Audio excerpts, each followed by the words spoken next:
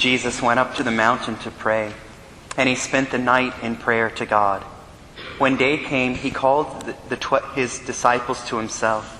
Then from them he chose 12, whom he also named apostles: Simon, whom he named Peter, and his brother Andrew; James, John, Philip, Bartholomew, Matthew, Thomas, James the son of Alphaeus, Simon who was called a zealot, and Judas the son of James, and Judas Iscariot, who became a traitor. The Gospel of the Lord.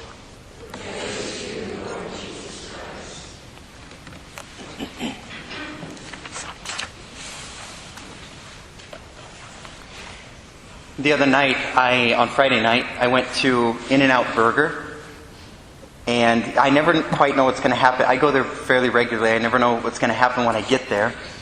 And I go inside because there's a long line in the drive-thru.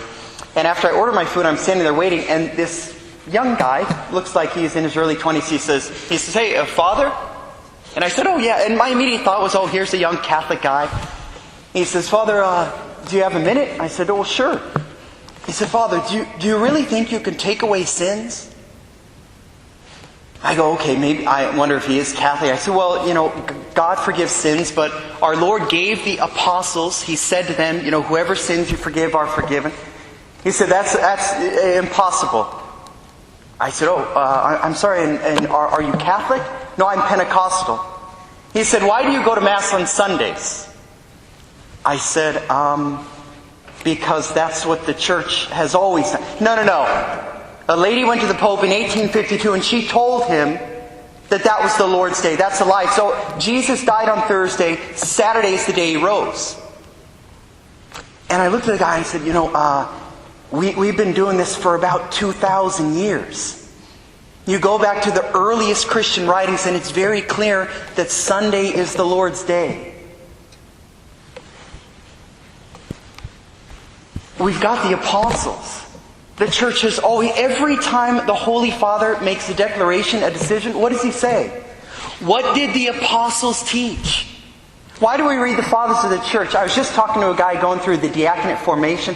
He said, "Father, man, I'm loving reading the fathers." We read them because they were the ones who knew the apostles. They were the closest, they were their immediate successors, and so we trust that they knew what the apostles intended us to receive. Everything goes back. And that's our firm foundation. I mean, what an incredible gift. And it's interesting, while I'm there at In-N-Out Burger, this young gal walks by me, and she's wearing all black.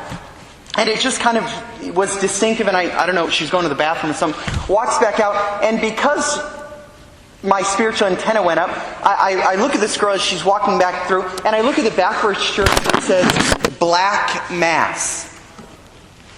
And I go, oh man, right? This young gal is probably a Satanist.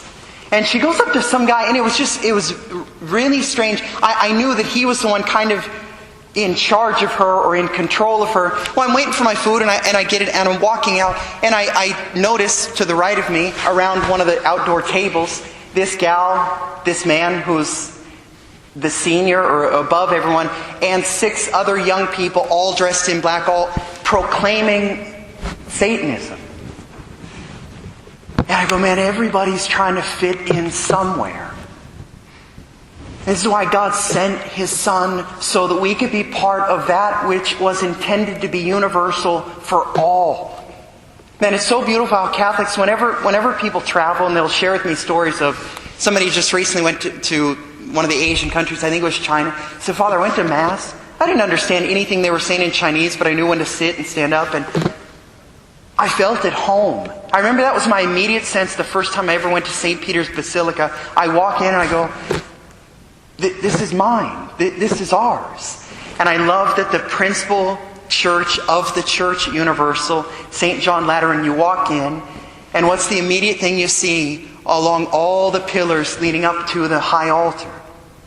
Statues of the apostles upon whom we have our firm foundation. What a gift to be Catholic.